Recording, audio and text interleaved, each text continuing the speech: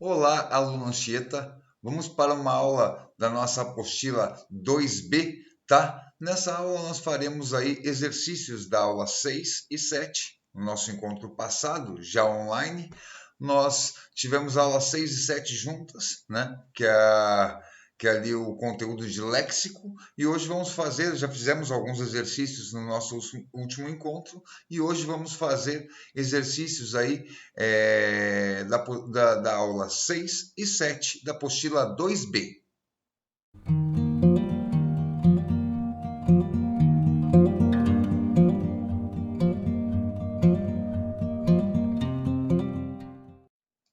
Vamos iniciar com os exercícios da aula 6, tá? Vamos começar ali com o exercício 05. A gente fez o exercício 04 na aula passada, né? Então a gente fez o 1, o 2 e o 4 na aula passada. Então vamos fazer o 5 agora, que está na página 13, tá? Só que o texto de apoio dele, que é um poema, está na página 12. Beleza? Vamos lá. As questões a seguir tomam por base um poema satírico do poeta português João de Deus, 1830-1896. Vamos lá. Ossos do ofício. Uma vez, uma besta do tesouro, uma besta fiscal, ia de volta para a capital, carregada de cobre, prata e ouro. E no caminho, encontra-se com outra carregada de cevada que ia para o moinho. Passa-lhe logo adiante, largo espaço, coleando arrogante, e a cada passo, repicando a choquilha que se ouvia distante. Mas salta uma quadrilha de ladrões como leões, e qual mais presto se lhe agarra ao cabresto. Ela reguinga, dá uma sacada, já cuidando, que desfazia o bando, mas, coitada, foi tanta abordoada, que exclamava, enfim, a besta oficial. Nunca imaginei tal. Tratada assim, uma besta real, mas aquela que vinha atrás de mim, por que a não tratais mal? Minha amiga, cavou no meu sossego. Tu tens um belo emprego. Tu sustentas-te a fava e eu a troços. Tu lá serves é o rei e eu um moleiro. Ossos do ofício, o que o não há sem ossos. Então tá, poema aí do João de Deus, tá? Vamos ver o que a Unesp cobrou nessa questão, a questão 5 aí da apostila de vocês, página 13. Vamos lá para uma questão da Unesp São Paulo. Empregada na segunda estrofe, a palavra choquilha não é registrada em alguns dicionários. No entanto, pelo contexto dessa estrofe, sobretudo pela presença da forma verbal repicando, torna-se possível verificar que significa.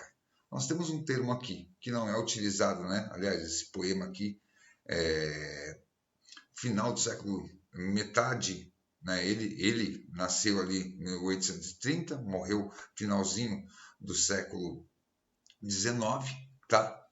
Então, nós temos aí vários termos, na leitura a gente já conseguiu notar, vários termos aí que não são mais utilizados. Choquilha é um deles, mas isso é muito comum cair em questões de interpretação, termos que não são mais muito utilizados, mas que você consegue saber o significado pelo contexto. Então vamos lá, ele está dizendo, aqui o enunciado, que está na segunda estrofe.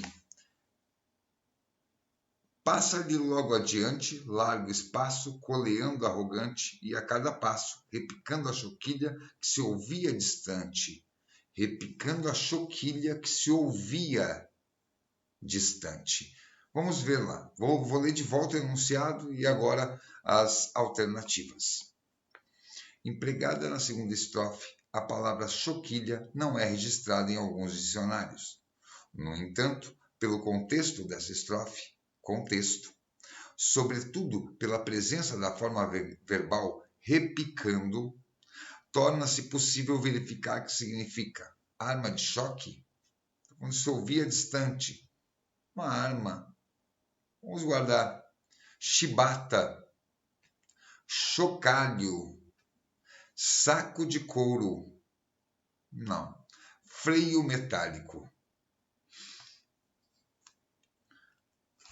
Ali nós temos três que a gente podia meio que arma de choque, né? Chibata e chocalho, mas no contexto geral, a que melhor cabe aqui, chocalho. Então, questão 05, a certa é a letra C, chocalho, tá? Vamos agora na mesma página ainda, na página 13, tá?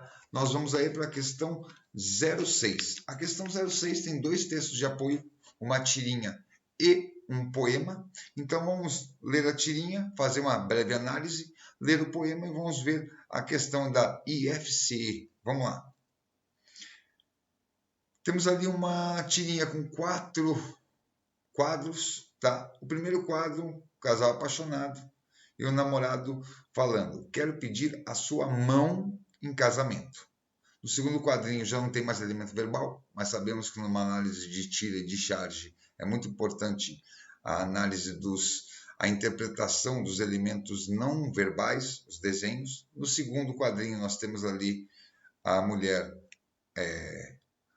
no tanque lavando roupa, depois na tábua de passar, com o ferro de passar na mão, passando roupa, e depois ela mexendo a colher na panela fazendo comida, e aí tem um elemento verbal dizendo: entendi o porquê da mão, tá? Bem clara a interpretação dessa tirinha. Nós temos aí a palavra mão no primeiro quadrinho com uma conotação e mão nos outros 3 quadrinhos com outra conotação, que mostra aí o trabalho da mulher, o trabalho doméstico da mulher, tá? Trabalho em casa, né? Então tá, primeiro texto de apoio, já fizemos a análise. Segundo texto de apoio. Estas mãos. Olha para estas mãos de mulher roceira, esforçadas mãos cavouqueiras, pesadas de falanges curtas, sem trato e sem carinho. Ossudas e grosseiras, mãos que varreram e cozinharam, lavaram e estenderam roupas nos varais, pouparam e remendaram. Mãos domésticas e remendonas, minhas mãos doceiras, jamais ociosas, fecundas, imensas e ocupadas, mãos laboriosas, abertas sempre para dar, ajudar, unir e abençoar, mãos de semeador, afeitas à sementeira do trabalho, caminheira de uma longa estrada. Tá, temos os dois textos aí. O texto 2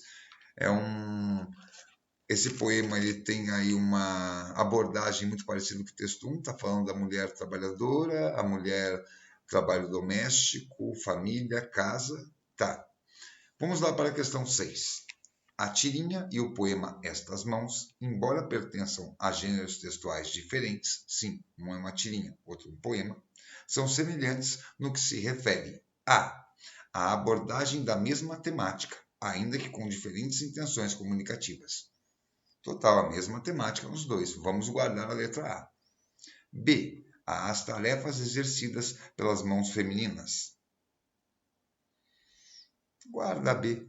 C. A redução do termo mão à questão do trabalho doméstico. Redução do termo mão. Guarda ela, mas não acho que ela seja correta, não. D. A denúncia da exploração do trabalho doméstico feminino. Não tem uma denúncia aí. Tem, na verdade, uma exposição do fato. E. As mãos como conotação de pedido de casamento. Não, isso é só no primeiro quadrinho do primeiro texto de apoio. Então, não. Nota-se que em questões de léxico, diretamente ligadas, vocês estão vendo, à interpretação de texto, nós temos o quê? Nós temos aí, nas questões de léxico, nós temos essa base da interpretação, tá? E nós temos aí questões que vão nos cobrar, às vezes, nas alternativas, nós não vamos ter uma correta. A gente vai ter que achar entre essas 2, 3 corretas a que mais cabe para a temática. Estamos nessa questão entre A, B e C. Vamos ver lá. A abordagem da mesma temática, ainda que com diferentes intenções comunicativas. Com certeza. A comunicação feita pela tirinha ali é bem diferente do que feita pelo poema. O poema dá para notar pelas palavras, tudo é de uma época mais antiga e é um trabalho doméstico rural, enquanto a tirinha mostra um trabalho doméstico de um casal urbano, mas é a abordagem da mesma temática. Eu guardo a A aí. B. As tarefas exercidas pelas mãos femininas. Sim, mas eu acho que é muito amplo. A ela vai mais a fundo, desenvolve mais. Então a B eu vou descartar. C. A redução do termo mão à questão do trabalho doméstico. Não, porque no texto 1 nós temos lá a base do mão no primeiro quadrinho com um pedido de casamento, né? Então, também vou tirar. 6, questão correta, alternativa A. Vamos resolver o exercício 14, que encontra-se na página 15, ainda aula 6. Tá? Temos um pequeno texto de apoio ali, vamos dar uma olhada. Filme bom é filme antigo? Lógico que não, mas A Múmia, de 1932, põe a frase em xeque. Sua refilmagem com Brendan Fraser no elenco ainda corre nos cinemas brasileiros, repleta de humor e efeitos visuais. Na de Call Friend, há a vantagem de Boris Karloff no papel título, compondo uma múmia aterrorizadora, fiel ao terror dos anos 30. Apesar de alguma precariedade, lança um clima de mistério que a versão 1999 não conseguiu, tal a ênfase dada à embalagem. Daí, nem sempre cinema bom são efeitos especiais, deveria ser a tal frase. Vamos ver a questão 14, tá? Aqui nós temos uma questão do ITA, de São Paulo. Vamos lá. Em tal a ênfase dada à embalagem e deveria ser a tal frase, temos dois períodos aí. Os termos em destaque nas duas frases podem ser substituídos, respectivamente, por. Então vamos na primeira. Em tal a ênfase dada à embalagem. Vamos achar lá no texto. Apesar de alguma precariedade, lança um clima de mistério que a versão 1999 não conseguiu. Tal a ênfase dada à embalagem. Se tal, semelhante à ênfase dada à embalagem? Não. Tamanha a ênfase dada à embalagem? Tudo a ver. Essa ênfase? Não. Então, esse primeiro termo a gente troca aí por tamanha, tá? Beleza, guardamos. Então, só temos agora as alternativas B e C que podem ser corretas. Vamos para o segundo termo. Deveria ser a tal frase. É bem no finalzinho do texto ali. Daí, nem sempre o cinema bom são efeitos especiais. Deveria ser a tal frase. Deveria ser aquela frase ou deveria ser essa frase? Essa frase. Tá. Aí nós temos, então, a questão 14 com a alternativa C como alternativa correta. Agora vamos para exercícios da aula 7, apostila 2A, tá? Na última aula, pessoal, a gente fez um exercício da apostila 7, que foi o exercício 04.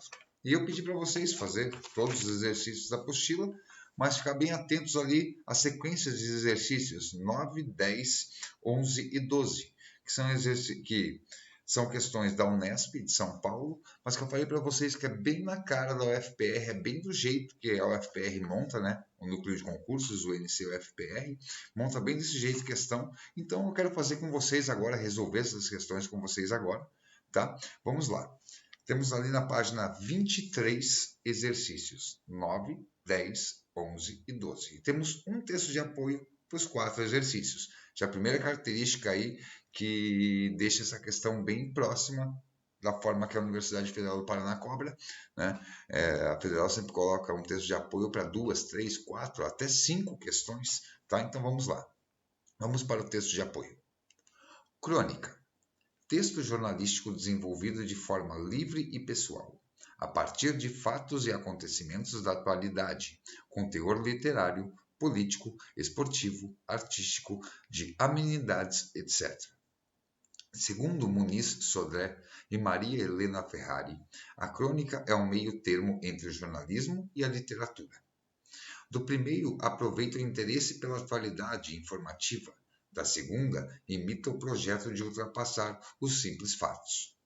O ponto comum entre a crônica e a notícia ou a reportagem é que o cronista, assim como o repórter, não prescinde do acontecimento, mas, ao contrário deste, ele paira sobre os fatos, fazendo com que se destaque no texto o enfoque pessoal, onde encontram juízos implícitos e explícitos do autor.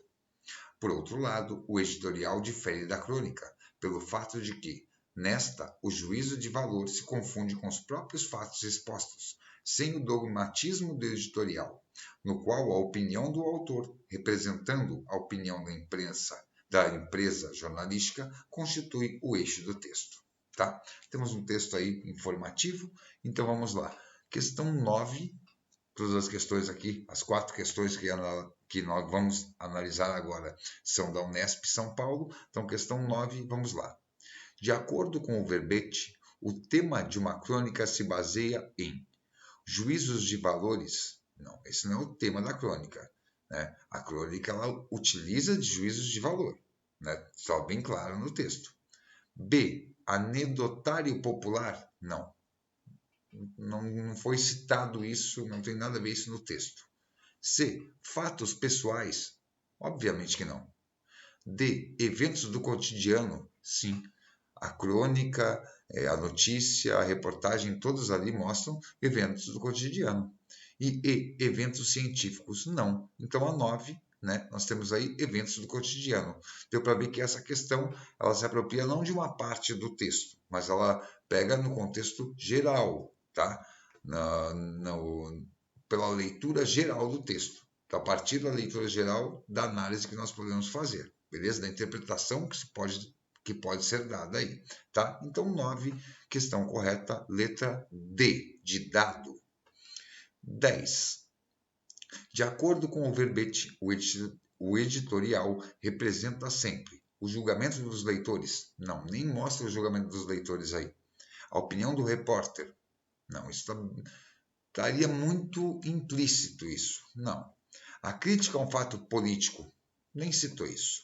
A resposta a outros veículos de comunicação. Não, no final ele fala da própria empresa jornalística, não de outros veículos. E o ponto de vista da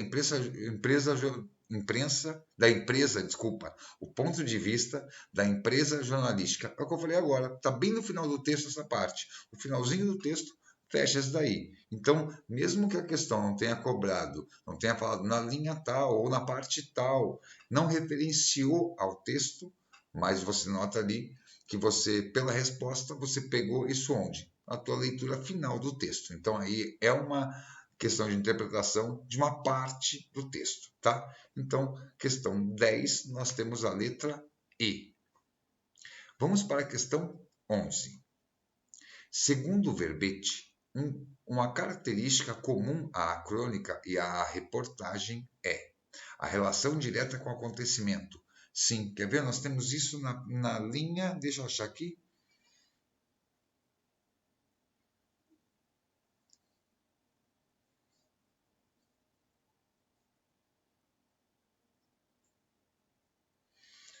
A partir do meio, quer ver? Ó? O ponto comum entre a crônica e a notícia ou a reportagem é que o cronista, assim como o repórter, não prescinde do acontecimento, mas, ao contrário deste, ele paira sobre os fatos, fazendo com que se destaque no texto o enfoque pessoal, onde encontram juízos implícitos e explícitos do autor. Vamos ver ali a 11. Fala com a gente, segundo o verbete, uma característica comum à crônica e à reportagem é a relação direta com o acontecimento. Sim, está no começo dessa partinha que eu li ali, tá? Com outras palavras, né? Isso aqui é uma paráfrase que eles colocaram na A, mas é bem essa ideia. Então a A eu vou guardar. B. A interpretação do acontecimento. Não, ele não fala sobre interpretação, ele até mostra que pode entrar juízos de valores, a parte de opinião aí do autor, do jornalista, né, do repórter. Não, a B está fora. C. A necessidade de noticiar de acordo com a filosofia do jornal. Ele fala no final representando a opinião da empresa jornalística, mas não diz que o jornalista é obrigado a escrever perante a filosofia do jornal. Não, aí eu acho que ele já teve uma interpretação além do texto, então está fora. D. O desejo de informar realisticamente sobre o ocorrido. realisticamente, mas entra a base de opinião, juízo de valores, então também tiro essa. E o objetivo de questionar as causas sociais dos fatos. Não está falando de questionamento, está falando de juízo de valor, não de se questionar diretamente. Não. Então, a 11, nós temos aí a alternativa correta, a letra A. Vamos para a última aí dessa sequência, tá? Exercício 12. O termo dogmatismo, no contexto do verbete, significa. Vamos ver aonde que está o dogmatismo aqui. Aqui, ó, no final do texto. Eu vou lá para a última frase, tá? Ali onde começa por outro lado. Por outro lado, o editorial difere da crônica, pelo fato de que, nesta, o juízo de valor se confunde com os próprios fatos expostos, sem o dogmatismo do editorial, sem a parte aí opinativa do editorial. Então vamos lá. O termo dogmatismo no contexto do verbete significa desprezo aos acontecimentos da atualidade. Nada a ver, isso não foi nem citado. Obediência à Constituição e às leis do país. Novamente, nada que estava citado no texto, fácil de descartar. C. A ausência de ideologia nas manifestações de opinião. Também não. Nem cita nada base ideológica ligada à manifestação de opinião. D. Opiniões assumidas como verdadeiras e imutáveis. Sim, uma reportagem, uma notícia, como está mostrando ali, elas pegam essa parte aí de juízo de valores, se confundindo aí com os próprios fatos expostos e criam a opinião dada a matéria, que é a opinião que vai ser passada ao grande número de leitores. Guardamos a D. E, conjunto de verdades religiosas, está fora também. Era uma questão fácil, porque aqui nós temos muita questão fácil de se descartar, tá? Então temos aí a questão 12, a alternativa correta é a letra D. Tá? Vimos aí um texto informativo, um texto de fácil interpretação, 4 questões, bem cara da federal. Por isso que eu pedi para vocês fazerem em casa, tá? Então, beleza, vamos agora aí para mais um exercício. Vamos fazer o exercício da página 15, tá? Vamos dar uma olhadinha lá. Aqui ele vai cobrar um negócio que a gente falou na aula passada sobre hipônimo e hiperônimo, tá? A gente viu que hiperônimo é o quê? É o termo central de um assunto. Como eu falei na aula passada, frutas é um hiperônimo e hipônimo são as várias frutas que existem nesse conjunto. Então, nome do conjunto, frutas, hiperônimo. Hipônimo são os elementos deste conjunto. Aí vai entrar aí kiwi, banana, maçã, abacaxi, tá bom? Então, hiperônimo é o todo e hipônimo são os elementos. Então, vamos lá. Agora, com essa explicação, fica fácil a questão. Questão 15, da página 24. Leia o texto abaixo e, a seguir, assinale a alternativa em que o par de palavras estabelece a relação hipônimo-hiperônimo. Então, ele vai pedir primeiro, né? Vai ter 2 palavras em cada alternativa. Primeiro nós vamos estar com o hipônimo, que nós temos o que aí no hipônimo? Nós temos aí os elementos de um conjunto e logo após tem que vir o hiperônimo, que é o conjunto, o total, tá? Então vamos lá, vamos para o texto. Mulher e cachaça nem sempre se deram bem. Na verdade, trata-se de um choque de personalidades. Uma é sensível e delicada, a outra forte e rústica. Mas a eterna desavença pode estar chegando ao fim. Acaba de ser lançada a primeira cachaça do país destinada a elas. Como o nome sugere, a Domina Suave promete seduzir as moças com seu gosto macio. A novidade agitou a Expo Cachaça, o maior evento dedicado à bebida do país, realizado entre os dias 11 e 14 de julho em Belo Horizonte, Minas Gerais. Novamente um texto informativo de fácil compreensão, lançamento aí de uma cachaça destinada ao público feminino, tá? Sabemos que a cachaça sempre foi destinada muito mais ao público masculino, né? Pela sua força, né? O teor da cachaça aí, mas eles mostrando que uma cachaça mais suave está sendo, né? fabricada para o público feminino, até o nome da cachaça, né? O domina suave, tá? Então vamos lá, nós vamos ter agora uma palavra que tem que ser o hipônimo, que é os elementos do conjunto, e o hiperônimo, que é o conjunto total. Vamos lá. A, suave, forte. Não, forte não pode ser o conjunto de suave. Fora. Sensível, delicada. Mesma coisa, delicada não vai ser o conjunto sensível. Aqui, na verdade, sensível e delicada, nós temos o quê? Nós temos aí sinônimos, tá? C, cachaça, bebida. Sim, bebida, conjunto, cachaça, um dos itens um dos elementos do conjunto. Vamos dizer, conjunto, cachaça, os elementos. Desculpa, conjunto, bebida, os elementos. Vamos dizer, cachaça, cerveja, vinho, tá?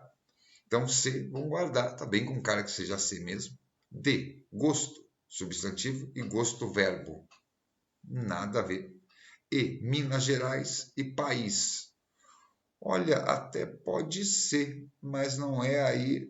Eu acho que o central, como eu já falei, questão de interpretação, tem às vezes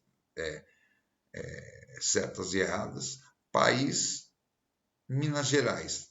Aqui veja bem, país seria o quê? País, estados. Agora, Minas Gerais, Brasil. Então a gente descarta também. Tá? Ela parece que pode ter um viés aí verdadeiro, mas não, porque seria Brasil e Minas Gerais, não país Minas Gerais. Então, aqui na questão 15, que cobrava essa relação hipônimo e hiperônimo, nós temos a questão correta, a letra C, que é cachaça e bebida.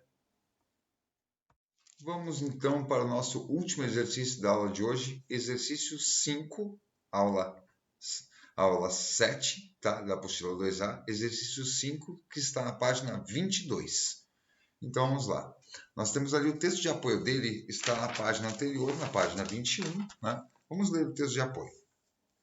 Tem uma instrução até para ele, tá? Instrução. Recentemente, diversos jornais divulgaram a notícia de que o Ministério Público Federal entrou com uma ação judicial para retirada de circulação o dicionário Hoes, alegando que a obra contém referências preconceituosas e racistas contra ciganos. Sobre essa medida, o jornalista Sérgio Rodrigues escreveu no blog da revista Veja. Vamos ver qual a opinião aí dada pelo Sérgio Rodrigues no blog da revista Veja. Vamos lá. Supor que dicionários inventem os sentidos das palavras, em vez de simplesmente registrar com o maior rigor possível os usos decididos coletivamente por uma comunidade de falantes ao longo de sua história, é uma crença obscurantista e autoritária. Sua origem deve ser buscada no cruzamento entre a velha ignorância e uma doença intelectual mais recente. A ilusão politicamente correta de que, para consertar as injustiças do mundo, basta submeter a linguagem à censura prévia. A ação partiu de Uberlândia, no Triângulo Mineiro. Não deve ficar nisso. O Brasil é um país vasto e, como se sabe, tem poucos problemas verdadeiros, o que deixa ao MPF tempo de sobra para garimpar outros verbetes insultosos no melhor, mais completo e mais rigoroso dicionário da língua portuguesa. Então temos um texto aí dele de defesa ao dicionário Hoes, né? Deu para a gente analisar no texto, interpretar aí que ele defendeu o dicionário Hoes, tá? Então vamos lá para a questão 5, a questão do INSPER de São Paulo. Quanto ao processo judicial envolvendo o verbete cigano no dicionário, o blogueiro expressa uma reação irônica no trecho. Essa parte irônica, eu até quero voltar aqui, nós temos 2 parágrafos. A ironia está no segundo. Vamos lá. O blogueiro expressa uma reação irônica no trecho. A. Em vez de simplesmente registrar com o maior rigor possível os usos decididos coletivamente por uma comunidade. Não, aí não mostra nada de ironia. B. Sua origem deve ser buscada no cruzamento entre a velha ignorância e uma doença intelectual. Pode ter um tom irônico, vamos guardar. C. Para consertar as injustiças do mundo, basta submeter a linguagem à censura prévia. Também um termo um pouco irônico, vamos guardar. O Brasil é um país vasto e, como se sabe, tem poucos problemas verdadeiros. Pessoal, pelo nosso conhecimento de mundo, uma interpretação de texto ela se faz a partir de aspectos intratextuais de dentro do texto e intertextuais de fora do texto. E aí nós pegando aspectos intertextuais, sabemos que essa frase é pura ironia. Olha aqui, ó, o Brasil é um país vasto, sim. E como se sabe, tem poucos problemas verdadeiros. Todos nós sabemos que o Brasil tem vários problemas. Então, né, e ele diz que o Ministério Público ali, como se não tivesse problemas, está querendo arranjar problema com o dicionário Rowes, né? Deveria ter problemas mais sérios, é isso que ele quis dizer, né? Para resolver. Então, a AD é a maior com cara assim de tom irônico, tá? E, no melhor, mais completo e mais rigoroso dicionário da língua portuguesa. Não, ali ele está falando o sentido literal mesmo. Ele não usa de ironia ali. Tem algumas com ironia. Ó. A B tem, que a sua origem deve ser buscada no cruzamento entre a velha ignorância e uma doença intelectual, tem um tom irônico. A C também tem, para consertar as injustiças do mundo, basta submeter a linguagem à censura prévia, mas, na minha opinião, a B e a C têm tom irônico, mas não de contexto geral no texto. E o maior, assim, lógico, o que está mais explícito é a letra D. O Brasil é um país vasto e, como se sabe, tem poucos problemas verdadeiros. Correta é a letra D, na questão 5. E muito cuidado aí, uma questão de interpretação de texto, pessoal, ela tem, por várias vezes já falei isso, ela tem às vezes 2 ou 3 corretas. Aí você tem que a que mais se encaixa ao texto, a que está mais explícita, guarda essa palavra, explícita. E aqui a mais explícita é a letra D, tá? Então, questão 05, letra D, e fica aí esse toque. A gente sempre, mesmo que tenha algumas que pareçam corretas, a gente esteja com a informação mais explícita, tá? Então, beleza, pessoal, até o encontro da semana que vem, tá? Nos nossos encontros, né, da apostila A e B, aí da frente de português. E uma ótima semana de estudo para todos. E nos encontramos na semana que vem com um novo assunto, tá? Então, valeu, pessoal. Tchau!